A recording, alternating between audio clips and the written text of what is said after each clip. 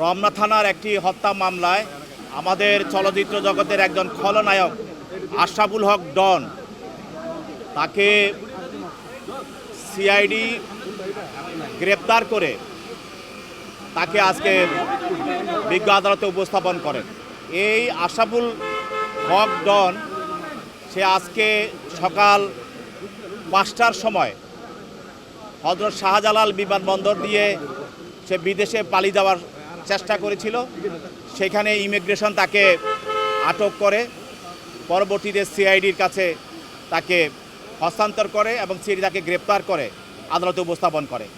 আপনারা জানেন যে আমাদের বাংলাদেশের চলচ্চিত্র জগতের একজন খুবই জনপ্রিয় নায়ক সালমান শাহ, যাকে আজ থেকে 30 বছর পূর্বে তাকে হত্যা করা হয়েছিল।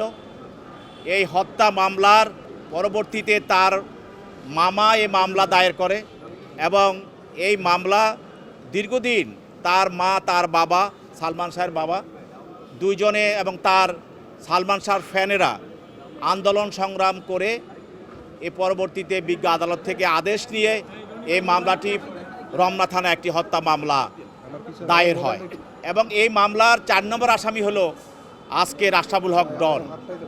এই মামলার 1 নম্বর আসামি হলো সালমান শাহর হত্যাকারী একজন, তার স্ত্রী সামিরা হক, এবং 2 নম্বর আসামি হলো আরেকজন হত্যাকারী তার আজিজ মোহাম্মদ ভাই, আরেকজন হত্যাকারী 3 নম্বর মা মানে সামিরা হকের মা, 3 নম্বর আসামি লুসি, এবং 4 নম্বর আসামি হলো আজকের এই ডন।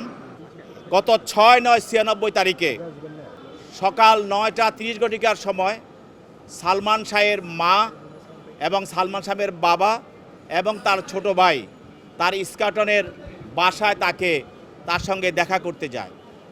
এরপর তাকে সেখানে সামিরার লোকজন তাকে দেখতে দেয় নাই এবং তারা বলছে সে রেস্ট নিচ্ছে, ঘুমিয়ে আছে।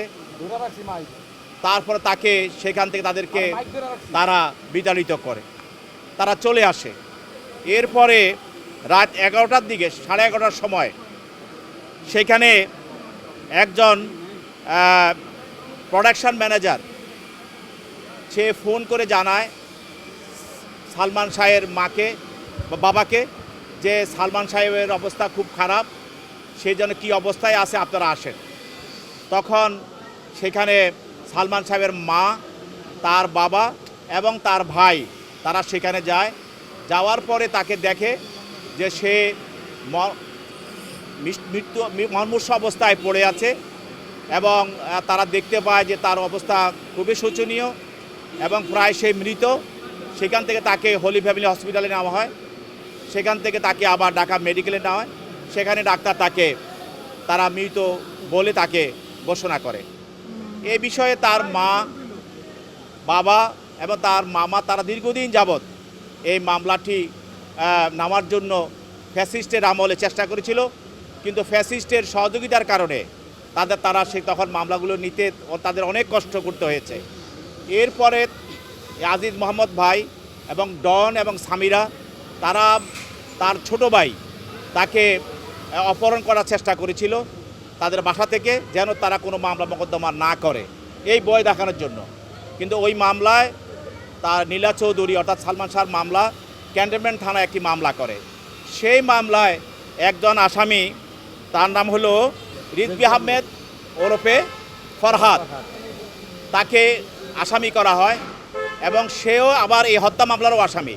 সেই মামলায় সে আদালতে এসে স্বীকারোক্তিমূলক জবানবন্দি দেয় এবং 164 দেয় এবং এই 164-এ স্বীকারোক্তিমূলক জবানবন্দি দিয়া বলে যে ডনের সঙ্গে তার পরিচয় এবং ওই মামলার আসামি ফারুক জাবেদের সঙ্গে তার পরিচয় এবং আজিজ মোহাম্মদ ভাই এবং সামিরা 12 লক্ষ টাকার বিনিময়ে ডনকে তারা ঠিক করেছিল তাকে হত্যা করার জন্য। এই 12 লক্ষ টাকার চুক্তিতে ডন, ফারুক, জাবেদ সহ আরও অন্যান্য আসামি, মোট 11 জন আসামি, তারা তাকে হত্যা করার পরিকল্পনা করে এবং সেখানে যেদিন তাকে হত্যা করা হয় তার বাড়িতে, সেদিন এখানে আজিজ মোহাম্মদ ভাই উপস্থিত ছিলেন, সামিরাও ছিলেন, অন্যান্য আসামিরা ছিল তাকে প্রথমে তার নাকে মুখে ক্লোরোফর্ম দেওয়া হয়। ক্লোরোফর্ম দিয়ে তাকে অচেতন করা হয় এবং তার অচেতনটাকে তাকে আরও গভীর করার জন্য, নিশ্চিত করার জন্য তাকে ইঞ্জেকশনও দেওয়া হয়। তারপরে পরবর্তীতে তার মৃত্যুটাকে নিশ্চিত হওয়ার পর তাকে ফ্যানের সঙ্গে দড়ি দিয়ে ঝুলিয়ে রাখা হয় এবং এই যে তাকে ঝুলিয়ে রাখা হয়েছিল, যেই দড়িটি সেখানে ব্যবহার করা হয়েছে, সেইটা ডন তার স্বীকারোক্তিমূলক জবানবন্দি মতে ডন নিজে তার মাথায় বেঁধে সেখানে নিয়ে গিয়েছিল। এই জবানবন্দির ভিত্তিতে পরবর্তীতে আদালত এই সালমান শাহের এই হত্যা মামলাটি বিজ্ঞ আদালতে থানায় গ্রহণ করে এবং সেই মামলার আসামি হিসাবে আজকে ডনকে গ্রেপ্তার করে বিজ্ঞ আদালতে উপস্থাপন করা হয়। তার পক্ষে কোনো আইনজীবী ছিল না এবং তার কোনো জামিনে প্রার্থনাও ছিল না। বিজ্ঞ আদালত এই তদন্তকারী কর্মকর্তার দরখাস্ত মতে এবং মামলার বিষয়বস্তু দেখে তাকে সিডব্লিউ মূলে জেল হাজতে প্রেরণ করে।